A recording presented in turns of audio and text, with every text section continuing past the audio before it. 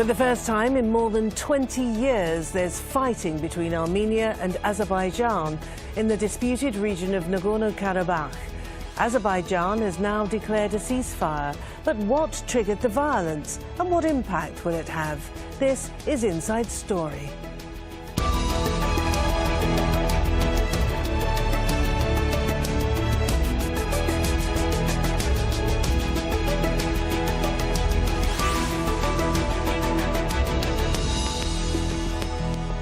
Hello and welcome to the programme. I'm Martine Dennis. Now, some have called it a frozen conflict, a long-standing dispute between Azerbaijan and Armenia over the region of Nagorno-Karabakh. But fighting that began on Saturday is threatening to destabilise the region. At least 30 soldiers have been killed from both sides, making this the worst violence since a 1994 truce ended a war in which Armenian-backed forces seized the territory from Azerbaijan. Now, the region of Nagorno-Karabakh, marked here in yellow, is predominantly ethnic Armenian and placed under Azerbaijan control in 1922 by the then Soviet leader Joseph Stalin. The Armenian population of this mountainous, landlocked enclave began a push for unification with Armenia. As the Soviet Union broke up, a full-scale war began in 1991. The Armenians took control of Nagorno-Karabakh in 1994 after the deaths of around 30,000 people. And this shaded area around Nagorno-Karabakh is the so-called buffer zone, which is controlled by Armenian forces but claimed by Azerbaijan. Well, the crisis has the potential to spread, pulling in the big regional players. That's why diplomatic efforts have continued since the ceasefire of 1994. The main peace effort involves the so-called Minsk Group, which is co-chaired by the US, Russia and France. And it's part of the Organisation for Security and Cooperation in Europe, the OSCE. Now, they're expected to meet again on Tuesday in Vienna, but the group isn't entirely neutral. Turkey, which is part of the Minsk Group, has voiced wholehearted support for Azerbaijan, and Russia sells arms to both parties. We can bring in our guests now. Joining us in London is Daniel Hamilton, political commentator on Eastern Europe and South Caucasus affairs. In Moscow, we have Sergei Strokhin, political commentator at the daily newspaper Kommersant. And also in London on Skype is Marcus Papadopoulos, editor of Politics First magazine. Welcome to you all. OK, can I start with you then, Daniel, with this term, frozen conflict, which is bandied about rather often with regard to the conflict over Nagorno-Karabakh. It's far from frozen, isn't it? Well, precisely. I think the only reason that there is so much media coverage over the last couple of days about the situation in Nagorno-Karabakh is this unprecedented flare-up, where we've seen incursions by Azeri shelling into Nagorno-Karabakh villages and a very, very high casualty number both on the Armenian and the Azeri side. But in reality, this is a conflict which has raged on for many years. Assassinations by snipers are a daily reality on both sides of the conflict line. And whilst this may be getting international attention now, this is a live, festering and potentially quite explosive conflict, which is far from frozen. And Sergei, in Moscow, the timing of this is interesting when both leaders were attending the Nuclear Security Summit in Washington, D.C.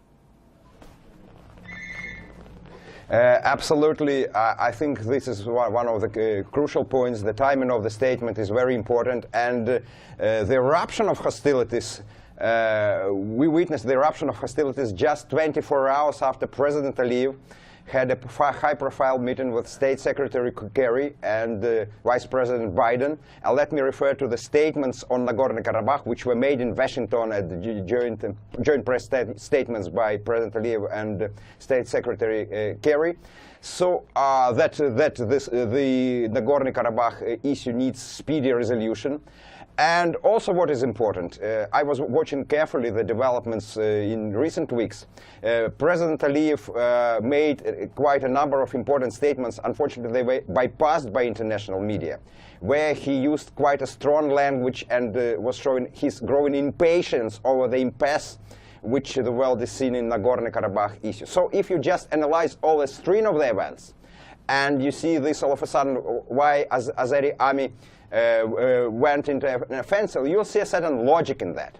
To sum it up, it seems that by just exercising this blitz offensive, Azerbaijan has sent the world a clear signal that it will not tolerate the status of frozen conflict. It is not interested in the status quo which we have seen in more than 2 decades, that it wants the world to set in motion the political process which is currently defunct due to the inactivity of Minsk group, which is working under the auspice of OSCE. And Marcus, why do you think this moment has provided the opportunity for the Azerbaijan government to push for a resolution of some character or other to the situation which has lied pretty much dormant for 20 years, as we've said? Why now? Well, I think it's also no coincidence that in the last week or so, a number of lobby groups in Washington have taken on Turkey as a client, and of course Turkey is heavily lobbying the American government, arguing that Russia, through Armenia, poses a direct threat to Turkey, and of course Turkey is a NATO member state. Turkey has very, very close political, military and cultural relations with Azerbaijan. Turkey doesn't even recognize Armenia as an independent sovereign country, and remember, Turkey borders Armenia. So in my mind, in my estimation, I believe it is very likely that the hand of Ankara has played a part in what we have seen over the last 48 hours in Nagorno-Karabakh, i.e. an eruption of hostilities. And of course, it's welcome news today that Azerbaijan has unilaterally declared a ceasefire. But Turkey's role in this must be emphasised. And would you agree with that, Daniel? Would you agree that this could be a continuation of the hostilities that we've seen deepening between Russia and Turkey, particularly over Syria? I think that's a factor, but I think there's a couple of other points that also need to be addressed. I think the first is the domestic political and economic situation in Azerbaijan itself. The Aliyev regime has, over the last 20 years, been able to spend extremely generously on pensions, on large-scale public infrastructure projects, and so on. But with the collapse in the global oil price, that largesse is being put at significant risk. So I think that's the first point I would make. There is a need for the Aliyev regime to domestically show that they are still strong, they're still in control, and by engaging further on Nagorno-Karabakh, it's a nice way of diverting attention away from some of those domestic issues that Azerbaijan faces. I think the second point is also one which you addressed in your introductory remarks, which is very much connected with Russia. Now, of course, there is a situation on the ground by which Azerbaijan is broadly seen as falling into the Turkish orbit, whereas Armenia is seen as being aligned to Russia. But in reality, Russia is selling arms to both parties, and it serves Russia extremely well to ensure that there is tension between Azerbaijan and Armenia to mean that neither side can plough really their own independent foreign policy inside the region.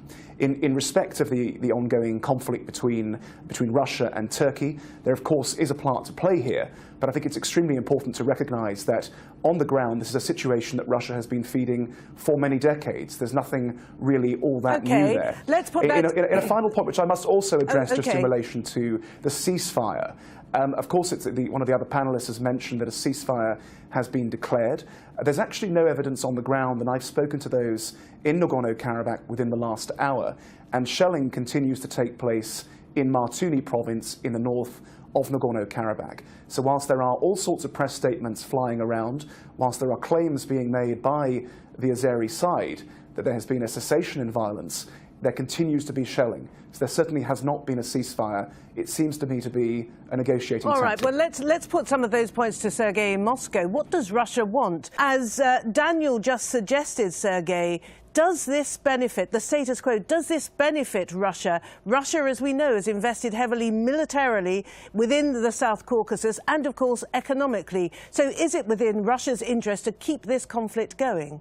Well, I would put it this way. For Russia, this is a delicate balancing act Because on one hand, we have to keep in mind that Russia is one of the chairmen or co-chairs of this OSCE Minsk group, which is also chaired by the United States and France.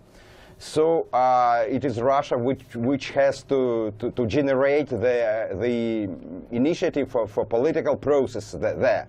This is the first thing. On the other hand, let us not forget that Russia has a security treaty with Armenia, and it doesn't have security treaty with Azerbaijan.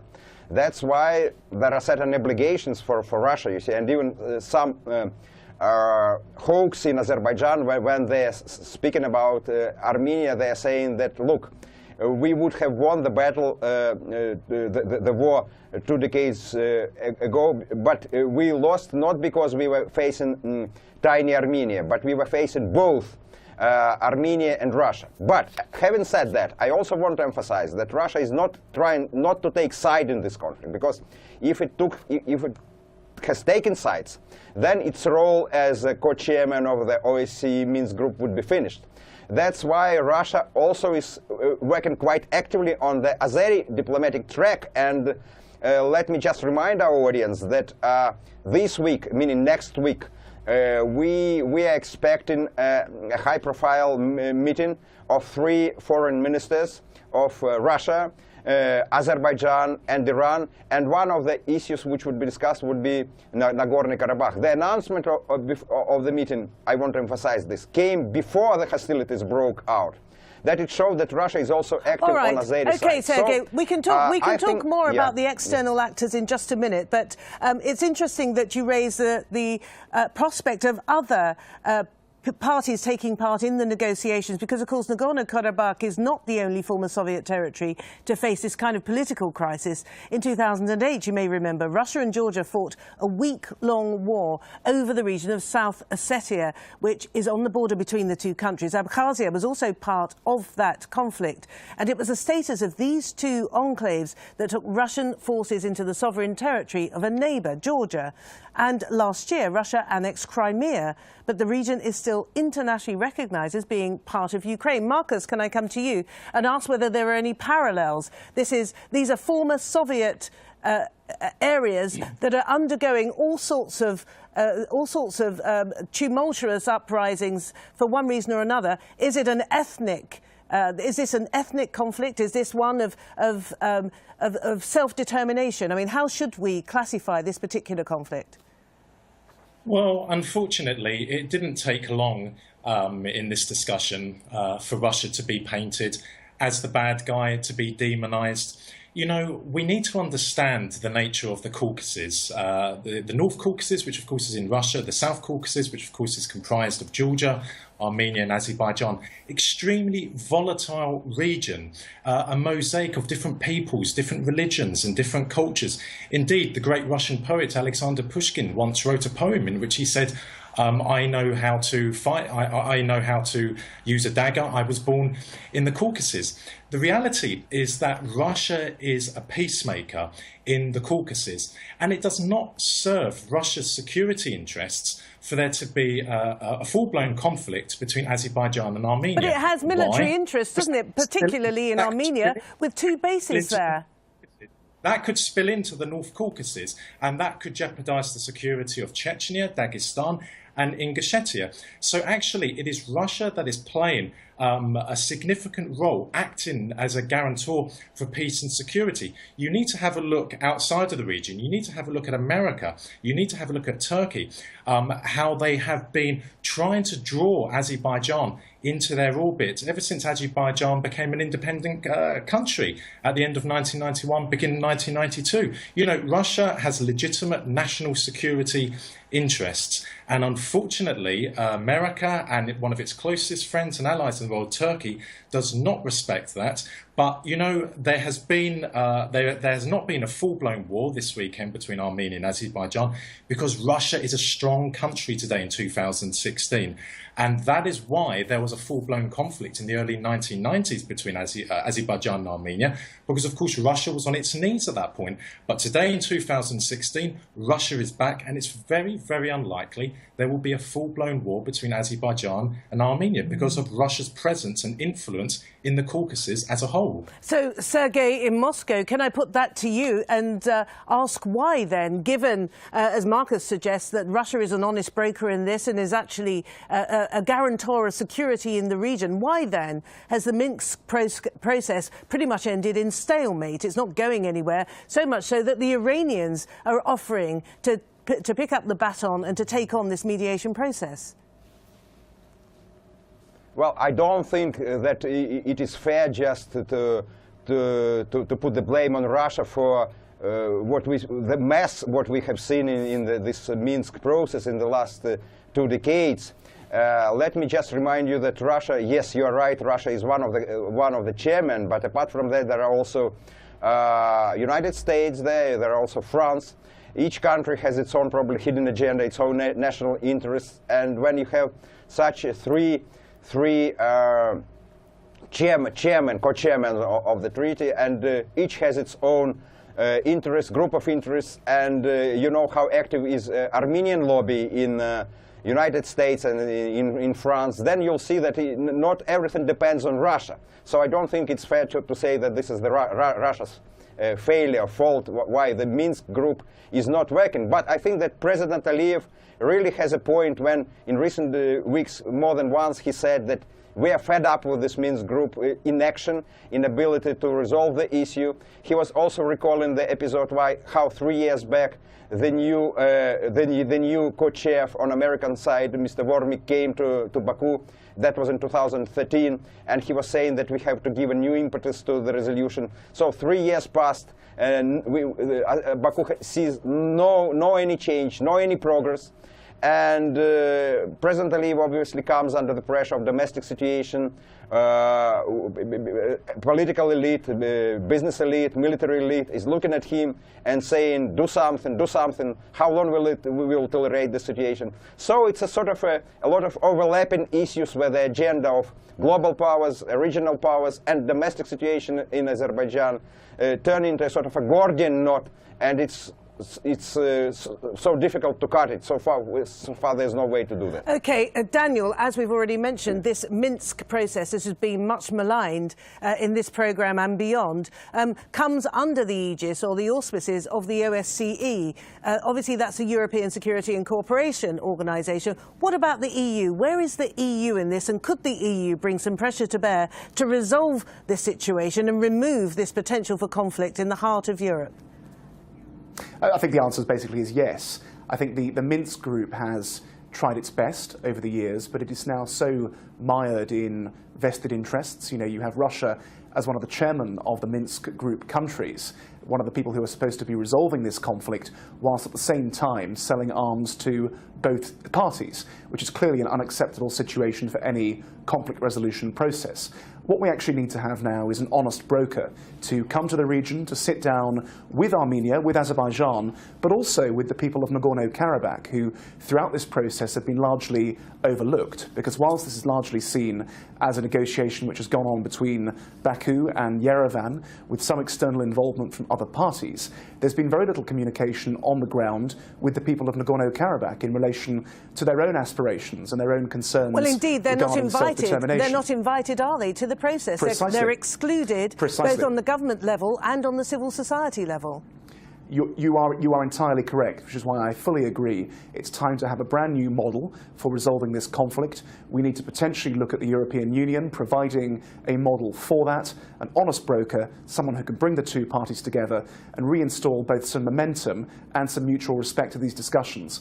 Because at the moment, all we have is a 20-year-old outdated mechanism which has achieved absolutely nothing other than to prolong stalemate, to hold back the region and to perpetuate conflicts like we've seen in the last few days. And Marcus, can I ask you again, what is the essence of the conflict? Is it a matter of self-determination for, what, 140,000 people, mostly Armenians? Or is it is this an ethnic issue where Armenians want this patch of land, this mountainous enclave, as we've already described it as, and they want to join up with Greater Armenia?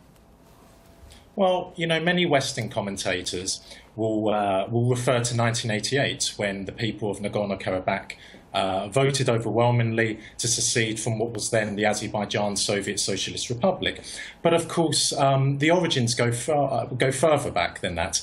It's really 1918. You know, following the February and October revolutions in Russia, Muslim nationalist organisations in Azerbaijan saw an opportunity to create an independent Azerbaijan, which had never existed before. But at that point, Baku was dominated by Russians, Armenians and Jews, so there's very little they could do. But the Turkish army intervened, they took over Baku, and of course the Azerbaijanis committed a horrendous slaughter in Baku. They massacred something like 30,000 Armenians in cold blood. That is really the roots of this prison conflict. So Marcus points out the rather bitter and traumatic history of this enclave. Sergei and Daniel are suggesting that perhaps the EU is the body, the organisation that could intervene with positive results. From where you're sitting, do you think the most positive intervention could come in terms of moving this conflict forward so as to remove the possibility of this kind of skirmish happening again, and of course it getting even worse? Well, so far I don't see that the European Union can play a major role in the resolve of this issue. I am struggling to recall, if we just take the recent years, a single case where European Union was just intervening effectively in a resolution of the conflict. So let me recall that during the August war of 2008 in Georgia, it was not the European Union, but President François Hollande who intervened, but on his capacity, not in the position as a representative of the European Union, as a president of France. But I think that what should be done really, and this is actually once again emphasized by the recent outbreak of hostilities in the region of Nagorno-Karabakh, is that Minsk process needs reset, because now it is defunct, so it should be revamped, and it should get a new momentum, new steam, which it is currently lacking. This is how I see it. Okay, and Marcus, where can this new steam, this new momentum come from? Well, in my opinion, the European Union will not be received well in Baku, because in the last few months, the European Parliament has been urging the European Council to place sanctions on Azerbaijan for alleged human rights breaches. And that's why Azerbaijan last year and this year has been growing ever closer to Russia. So in my opinion, the European Union doesn't have a role to play. It certainly didn't have a role to play in Ukraine. In fact, it played an important role in the crisis in Ukraine when an independent sovereign government in Kiev was overthrown. But in my opinion, Russia, Armenia and Azerbaijan have to sit down together. They are part of a very historical family, both in the Tsarist era and... Let me quickly bring Daniel in. We have a minute left. Let me quickly bring Daniel in. I can see that you're disagreeing with Marcus. The suggestion that the European Union played a role in some kind of coup or putsch in Ukraine is frankly preposterous. Yanukovych was removed from office All right, via but can a we concentrate on the issue today, please? Can we concentrate quickly on the issue today? Precisely. When we look at Nagorno-Karabakh, we see the most important thing that needs to be done on the ground is for there to be an honest broker in the region. Is the European Union a perfect solution? No. But the European Union is the only institution which there is that actually embodies human rights values and democracy. The European Union has ongoing and regular dialogue with both Yerevan and Baku, despite whatever bumps in the road there is. And frankly, the European Union is the model by which there can be conflict resolution in this case, rather than turning to a failed process which puts at the negotiating table a power like Russia, which perpetuates this conflict for their own purposes. Okay. Gentlemen, at this point I have to say thank you very much indeed. Our time is up. Daniel Hamilton, Sergei Strukin and Marcus Papadopoulos, thank you all very much indeed. And of course, thank you for watching. You can see the programme again anytime by going to the website, aljazeera.com. And for more discussion, you can go to our Facebook page. That's facebook.com/AJ Inside Story. And there's always the Twitter sphere. Join the conversation. Our handle @AJ Inside Story. From me, Martine Dennis, and the whole team here. It's bye for now.